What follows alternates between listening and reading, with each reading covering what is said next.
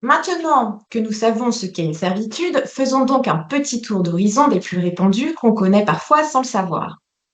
Vu l'étendue de la matière, l'inventaire que je vous propose est très loin d'être exhaustif, mais il liste les servitudes les plus connues. On commence par le droit de passage. Donc, le droit de passage permet à un propriétaire d'accéder à son terrain lorsqu'il n'a pas ou pas suffisamment d'accès à la voie publique. En somme, c'est quand votre voisin a besoin d'un raccourci chez vous, et autant vous dire que ce petit bout de terrain peut provoquer de grands conflits. Il existe deux formes principales de servitude de passage. Conventionnelle, si tout le monde s'entend bien, le droit de passage peut être prévu amiablement. Il sera alors formalisé par un contrat. En pratique, on le retrouve principalement dans les actes de vente ou de partage. La servitude peut également être légale, donc elle est imposée par la loi lorsqu'il n'y a pas d'accord possible et que certaines conditions sont réunies. Quelles sont ces conditions? Elles sont prévues par l'article 682 du Code civil.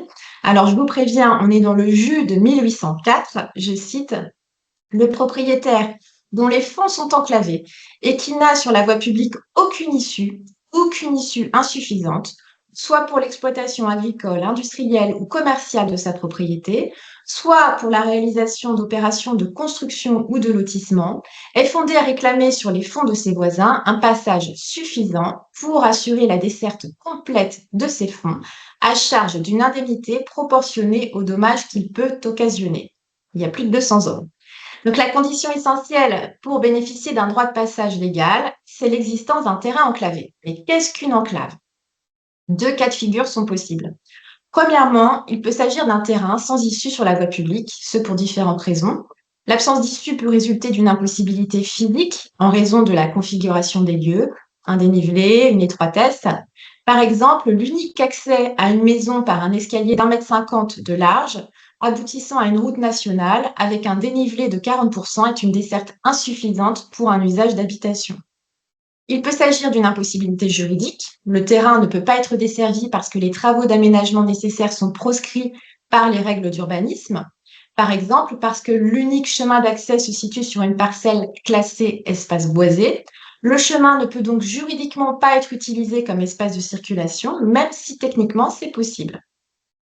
Enfin, il peut s'agir d'une impossibilité économique parce que le coût des travaux d'aménagement serait disproportionné. Étant précisé que la disproportion est appréciée par rapport à la valeur du terrain et non pas par rapport aux capacités financières du propriétaire.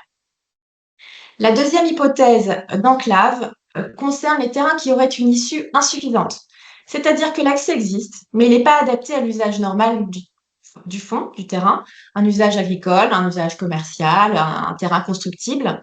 Une simple gêne ou une incommodité du passage ne suffit pas, il faut une vraie nécessité. Ce besoin peut résulter du fait que l'accès est dangereux, par exemple s'il exige des manœuvres dans un chemin qui manque de visibilité.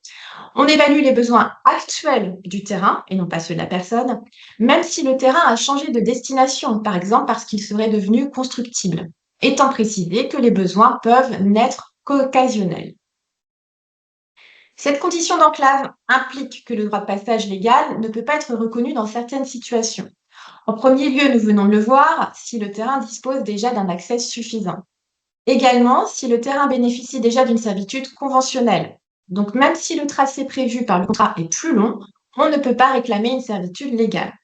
Je précise qu'il est quand même possible de faire élargir le droit de passage conventionnel s'il est devenu insuffisant pour l'exploitation du fonds, par exemple en raison de l'élargissement du gabarit des machines agricoles.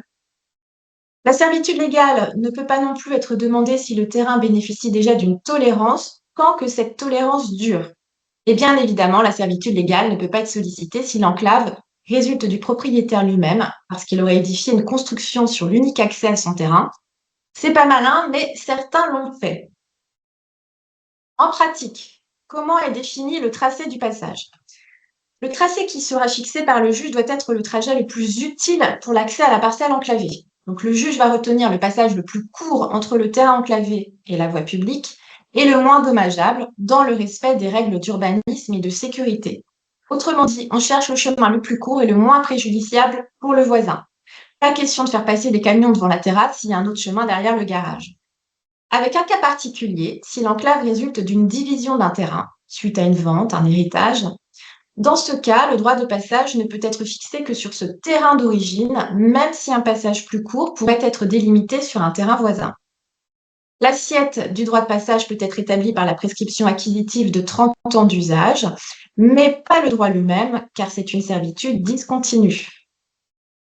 Qui paie quoi? Alors, le propriétaire du terrain enclavé, c'est-à-dire celui qui profite du passage, paie pour l'aménagement du chemin et son entretien, à moins que le fonds servant utilise également le passage, auquel cas il y a un partage des frais. Bien sûr, il règle une indemnité pour le voisin s'il en demande une, car l'indemnité doit être expressément sollicitée, cela dans un délai de 30 ans à compter du début de l'usage du passage. Cette indemnité doit être proportionnée aux dommages subis par le fonds servant.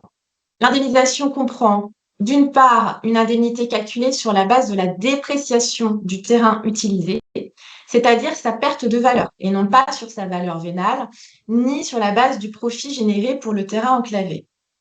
On comprend également la réparation des nuisances créées, le bruit, les passages fréquents, la perte d'intimité, etc. Autre exemple de servitude, la servitude de vue. Quand on conçoit ou qu'on rénove sa maison, on ne pense pas toujours à l'impact qu'une simple fenêtre mal placée peut avoir sur ses relations de voisinage. Pourtant, le Code civil encadre très précisément ce qu'on appelle les jours et les vues, qui sont réglementés pour éviter les regards indiscrets sur le fond voisin. Voici ce qu'il faut savoir avant de percer un mur donnant sur une propriété voisine. Commençons par les jours. Pas ceux du calendrier, bien évidemment. Un jour est une ouverture faite uniquement pour laisser entrer la lumière, sans permettre de voir ni de faire passer l'air. Concrètement, il s'agit d'une fenêtre fixe, souvent vitrée avec du verre opaque ou translucide qui ne peut pas s'ouvrir. La jurisprudence l'étend aux fenêtres de toit qui ne permettent aucune vue sur le fond voisin. Ce type d'ouverture est soumis à certaines conditions. Les jours doivent être à verre dormant, c'est-à-dire que le vitrage doit être fixe, installé dans un châssis qui ne peut pas s'ouvrir. L'ouverture doit être placée à 2,60 m de hauteur au rez-de-chaussée et à 1,90 m du plancher pour les étages. Alors attention, parce qu'en matière de jour, le voisin peut toujours construire ou planter à la limite de son terrain, obstruant ainsi la lumière. Ce n'est pas une faute. En théorie, parce qu'en pratique, ça peut être indemnisé si ça excède les inconvénients normaux du voisinage. J'ai l'exemple d'un cas dans lequel les pièces d'un bâtiment étaient éclairées par 2 jours sur un mur pignon et 3 fenêtres sur une autre façade. Un bâtiment est construit en limite de propriété le long du mur pignon et bloque toute la lumière des jours. Le juge a retenu que la lumière naturelle restante est insuffisante et a décidé d'indemniser la perte de valeur du bien. À la différence des jours, les vues sont des ouvertures permettant, comme leur nom l'indique, de voir le fond voisin. Bref, il s'agit des fenêtres, des balcons, des terrasses. On distingue 2 types de vues. Les vues droites, qui permettent de voir directement le fond voisin sans bouger. On n'a ni à se pencher ni à tourner la tête. Les vues droites sont autorisées à la condition de se situer à au moins 1,90 m de la limite de propriété du fond voisin. Les vues sont obliques lorsque pour voir le fond voisin, il faut se pencher ou tourner la tête. Les vues obliques doivent être réalisées, quant à elles, à une distance d'au moins 60 cm. Étant précisé que pour calculer la distance, il faut partir du bord extérieur de l'ouverture jusqu'à la ligne divisoire de séparation des fonds. Si votre voisin a créé une vue non conforme, vous pouvez en demander la suppression à condition d'agir à temps. En effet, si vous ne l'avez pas remarqué, ou pire, si vous l'avez laissé faire pendant des années, attention, au bout de 30 ans, une vue même illégale devient régulière. La servitude est acquise par prescription. Et une fois que c'est prescrit, c'est pour la vie. Vous ne pouvez plus exiger la suppression de la fenêtre indiscrète. Vous ne pouvez même plus construire à une distance inférieure à la distance légale, sous peine de devoir démolir. Donc, ouvrez l'œil, mais pas trop, vérifiez les distances légales, pensez à vos voisins. Un troisième exemple de servitude, le tour d'échelle. Donc, si vous avez besoin de réparer ou de ravaler un mur en limite de propriété, mais que l'accès n'est possible que depuis le terrain de votre voisin, c'est là qu'intervient le tour d'échelle. Il s'agit du droit pour un propriétaire de poser sur la propriété voisine les échelles utiles aux travaux d'entretien, de réparation de son mur ou de son bâtiment. Il n'est pas prévu par la loi, mais il est reconnu par la jurisprudence. En cas de refus du voisin, il faut faire autoriser le tour d'échelle par le juge sur le fondement des inconvénients normaux du voisinage. Les conditions sont strictes. Bien sûr, les travaux doivent être nécessaires. Par exemple, une obligation de ravalement et pas juste l'envie de repeindre son mur pour changer la couleur du crépi. Il ne faut pas d'autres possibilités techniques de réaliser les travaux, ou bien s'il existe une alternative, par exemple une intervention de cordiste, elle serait trop onéreuse, c'est-à-dire que le coût serait disproportionné par rapport à la valeur des travaux. Là encore, une gêne, une indemnité. Le tour d'échelle donne droit à une indemnisation des éventuels dégâts commis, ainsi que de la gêne occasionnée, qu'on appelle en droit le trouble de jouissance. Le refus du voisin de permettre le tour d'échelle peut être sanctionné et considéré comme un abus de droit. Un petit dernier tout nouveau, qui existait déjà, mais qui est devenu réglementé depuis 2021, le droit de surplomb. Il s'agit, dans un contexte d'économie d'énergie, de permettre l'isolation des bâtiments par l'extérieur. Donc, si mon bien se situe en limite de propriété, je peux néanmoins imposer à mon voisin l'épaisseur de mon isolant. C'est ce que prévoit l'article L113.5.1 du Code de la construction et de l'habitation. Les conditions de ce droit. Il est limité à 35 cm d'épaisseur au maximum. Il doit être posé à au moins 2 mètres de hauteur par rapport au sol. Il est subsidiaire, ce qui signifie qu'aucune autre solution aussi efficace énergétiquement n'est possible, ou bien qu'elle serait trop complexe à mettre en œuvre ou trop coûteuse. Il est payant, une indemnité doit être réglée préalablement au voisin. Donc un mur bien isolé, c'est bien, un voisin pas fâché, c'est mieux. Sur la forme, le droit de surplomb doit être prévu par écrit et pas n'importe lequel, à savoir un acte authentique, donc un acte notarié ou une décision de justice qui doit être publiée au service de la publicité foncière.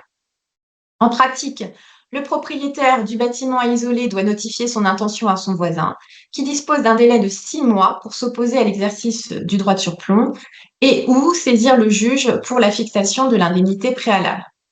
L'opposition doit être justifiée par un motif sérieux et légitime, lié à l'usage de sa propriété ou encore au défaut de réunion des conditions légales de la servitude de surplomb. Le droit de surplomb emporte le droit d'accéder temporairement à l'immeuble voisin et d'y mettre en place les installations provisoires strictement nécessaires à la réalisation des travaux.